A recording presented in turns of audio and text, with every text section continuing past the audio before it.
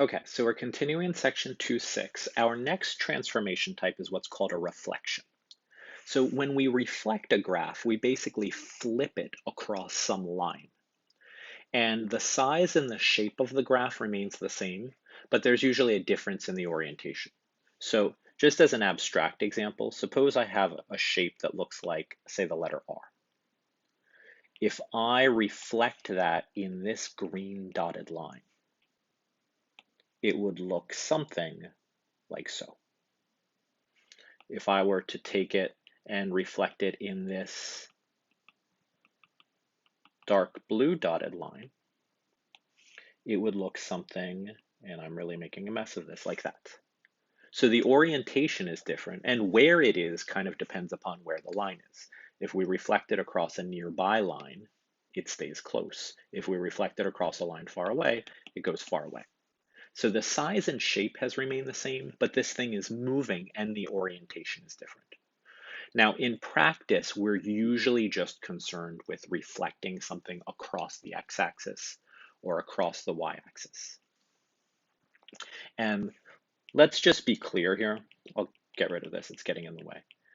Think about the picture. If I reflect something across the x-axis, even though the x-axis is a horizontal line, that's vertical. So the idea is, here's my x-axis. If I reflect something across the x-axis, I'm basically turning it upside down. This would be a vertical flip. It goes across a horizontal line, but the motion is actually a top-down motion. It's a vertical motion. If I reflect something across the y-axis is a vertical line. If I reflect across a vertical line, that's actually basically a left-right kind of symmetry.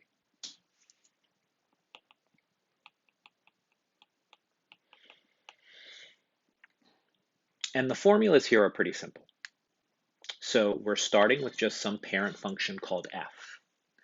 If I negate the whole function, that's a vertical reflection across the x-axis. Sometimes I'll usually say across the x-axis. In the book, they prefer the preposition in. With some mathematical terms, there's a flexibility as to the preferred preposition. If we do f of negative x, so we're actually applying the function to negative x, that's a horizontal reflection.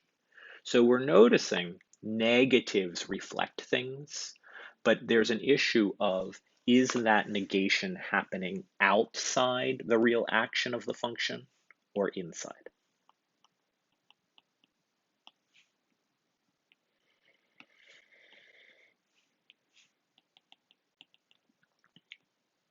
If the action is happening on the outside, there's a vertical change.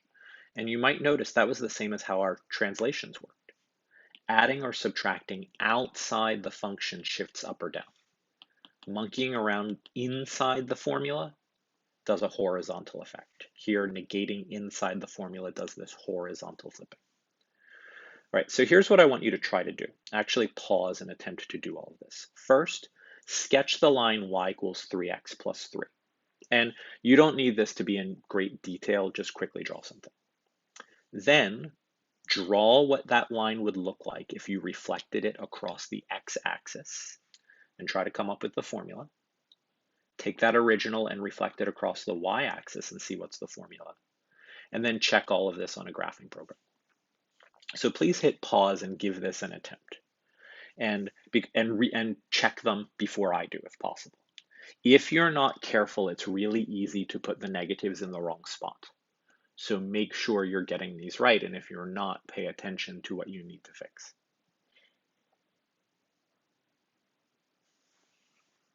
All right, so I hope you have paused. Y equals 3x plus 3 has a y-intercept of 3 and a slope of 3. So very crudely, the graph would look something like so. So that line in blue would be y equals 3x plus 3. The y-intercept is at 0, 3. You can check that that x-intercept is at negative 1, 0. Now in B, I'm going to reflect across the x-axis. That's basically turning this whole thing upside down from the point of view of the x-axis. So I had this point here at 0, 3. When I turn it upside down, that goes to 0, negative 3. This point that's on the x-axis stays in place, but now the graph is going down like that. So if I take that blue line and turn it upside down from the point of view of the x-axis, it would look like that green line. Now, what would that formula be? Remember, turning a graph upside down is negating the function. Here our function is 3x plus 3. But let's be careful here. We are not superficially throwing a minus at the beginning. We are negating the entire function. So use parentheses when necessary. We are negating all of 3x plus 3. So that would be y equals negative 3x minus 3. It has a negative slope and a negative y-intercept. And that pretty much looks like what we have. Now in C, we want to reflect across the y-axis.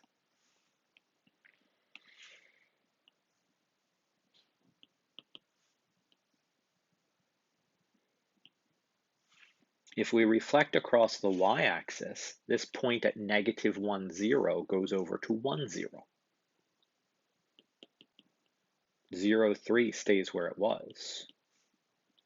And our graph looks like this. What would the formula be? Well, this is y equals f of negative x. Whenever you have something besides plain old boring x in here, really try to come up with a narrative. What is this function doing? What this function does is 3 times the input plus 3. X is just a name for a generic input. What does f do to a generic input? 3 times that input plus 3. So this would be 3 times that input plus 3. Y is negative 3x plus 3. This line has a negative slope but a positive y-intercept. So these seem about right, but let's check them on Desmos.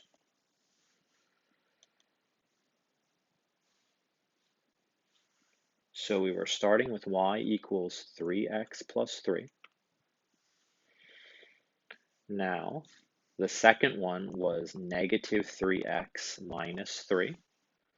That looks like an upside down version of it. If you think of the x-axis as being in the middle horizontally, the black line is as though you took the purple line on a hinge and spun it around on the x-axis. And the other one was, let's negate this, delete that. The other one was y equals negative 3x plus 3. Here it's like the hinge was on the y-axis. We spun the purple line around left and right to create the red line. Okay, so we've talked about 2 kinds of transformations so far. We've talked about translation, fancy word for shift, and we've talked about reflection. Reflection's a fancy word for flip. What else? We can do a stretch or compression. So in this kind of transformation, we are going to change the size and shape of a graph, right? That kind of makes sense. If you stretch something, you actually make it bigger. If you compress something, you're making it smaller. In the previous examples, we were not changing size and shape. We were just changing location or orientation. And I'll just tell you, in this section, we're only going to talk about vertical stretches and compression. Horizontal is trickier, and we're not going to deal with that right now. So again, let's just assume we have a parent function called f and some positive constant called k. Now, let's suppose k is bigger than 1. I'm multiplying f by the number k. So basically, if I multiply the whole function by a number, and that number is bigger than 1, the graph gets bigger, right? This is like, oh, I'm taking 5 times the function. I'm taking 2 times the function. I'm taking 1.5 times the function. That makes it bigger. And it's a vertical stretch. So more specifically, Let's suppose k equals 3. This would make the graph 3 times as tall. And literally what happens is every y coordinate is tripled. So every point you see on the graph, you would leave its x coordinate the same and you would multiply its y coordinate by 3. The graph would be taller and steeper. Now, I do want to warn you, if you make something taller without changing its width, it will look skinnier. Right. Sort of imagine that, tomorrow you woke up and you were 2 feet taller but had the same waist size. You would look skinnier. You're technically not any thinner, right? Your horizontal distance across your waist is exactly the same, but because you're taller, you look skinnier. So sometimes when we do this, it looks like we're making the graph thinner, but what we're really doing is making it taller and steeper.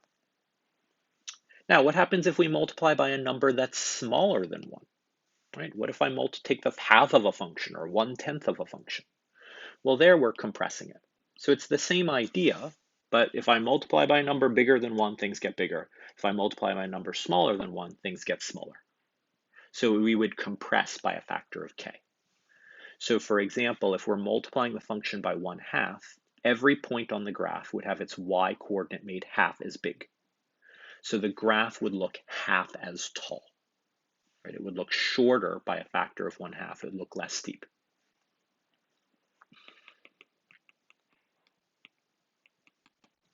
And again, if we make something shorter, it might also appear wider, but really try to pay attention to the vertical changes.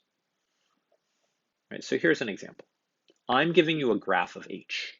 So h here, it's what's called a piecewise graph. This is a function, although it's a very awkward function.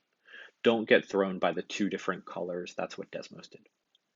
What I want you to do is, using this, sketch a graph of y equals 1/3 h of x. And my hint is, figure out where the easy points go.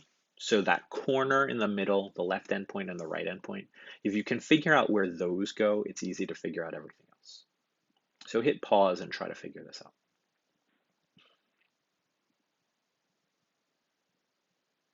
Okay, so what this graph is going to do, it will be 1/3 as tall. So what that actually means is each y coordinate gets multiplied by 1/3. So let's do the new one in black. Here I have a point at 4, 4. After the transformation, its y coordinate will be 1/3 as big.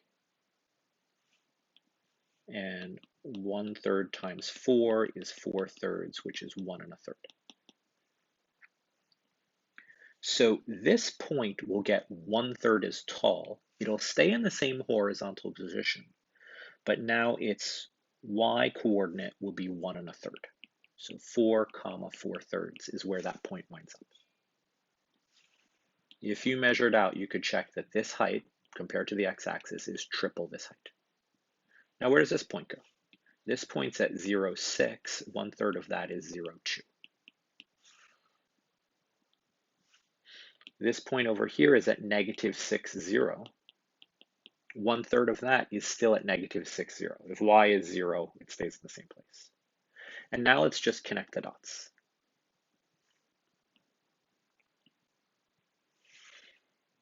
So this graph in black at the bottom is 1/3 of the original one. It's less steep, right? It hasn't gotten any wider. It might look wider because of the steepness, but either graph is at literally 10 units wide. But the one at the bottom is less steep, it's less tall.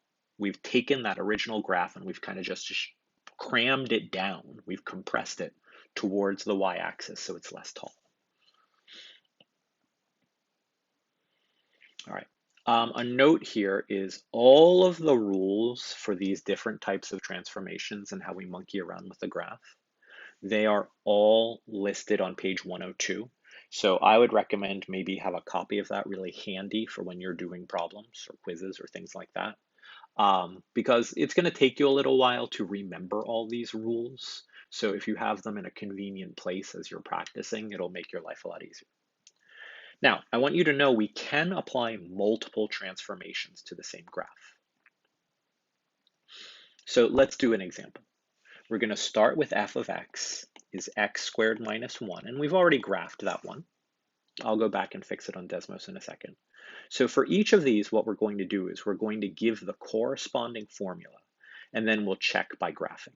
And again, really pay attention. Check these as you're learning, because it's very easy to make subtle mistakes and not realize them. So here, we're doing two things. We're going to start with our parent function f, but reflect it across the y-axis and then shifted 2 units to the left.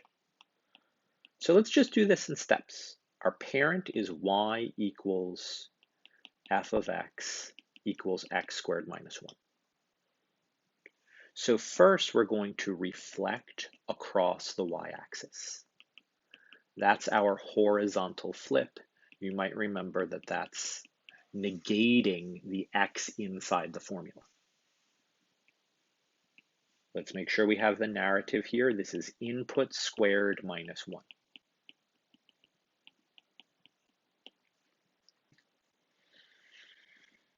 So this would be input squared minus 1. Now you might remember if you square a negative, that comes out positive. So this is actually the same. And that has to do with the symmetry of this graph. If you graphed x squared minus 1, you might remember what this looked like because we did it a few minutes ago. The graph looks like this. It already has a left-right symmetry. So if you reflect it across the y-axis, it's actually not going to change. If something is symmetric and you spin it around, it looks the way it looked before. So in this case, that reflection doesn't really change anything. But now we'll shift it 2 units left.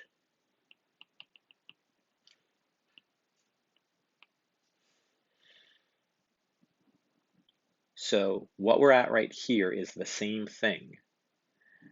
So this, remember, the kind of transformation, shifting 2 to the left, means we're adding 2 inside the function. Input squared minus 1. So this is what we think the first one will look like. We'll check all of them on Desmos when we finish. Okay, second one, we're going to start with the parent function, but reflect across the x-axis and then vertically stretch by a factor of 3. So our parent is y equals f of x. Reflect across the x-axis. That is a vertical flip. So that turning it upside down means we're negating what we had before. And we're negating the whole thing. Put it in parentheses to be safe. And then if we simplify, that's negative x squared plus 1. Then we're vertically stretched by a factor of 3. That means we're multiplying this function that we have so far. That's kind of our intermediate step. We're going to multiply that by 3. If you're vertically stretching a function by a factor of 3, you are just multiplying the entire formula, again, parentheses are our friend, by 3. So this will be negative 3x squared plus 3.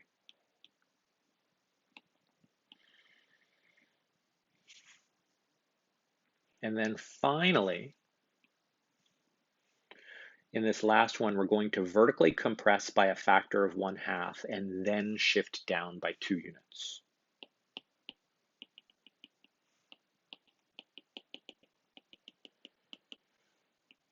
So if we compress by a factor of 1/2, that means we're taking half of the entire formula. Remember, use parentheses and distribute. Then we shift down 2 units. Shifting down 2 units means after we've done the whole formula, we subtract 2. So this is 1/2 x squared minus 5/2. So let's see how we've done.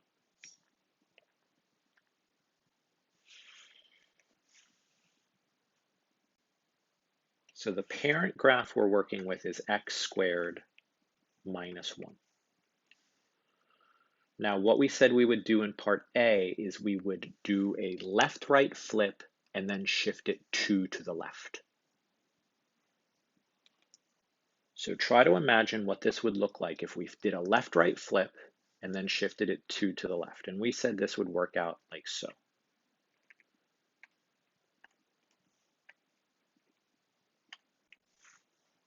So if we took that purple graph and flipped it, it stays where it is, then we shift it 2 to the left. That blue graph is what we wanted.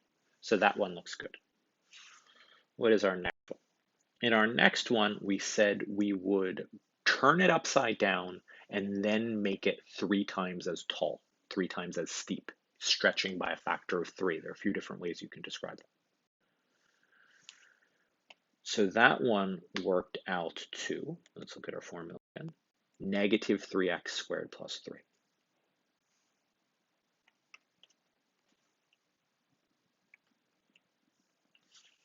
So there we go. Now again, the green graph might look skinnier, but try to think of it as taller. The green graph is like the purple graph, but upside down and 3 times as tall.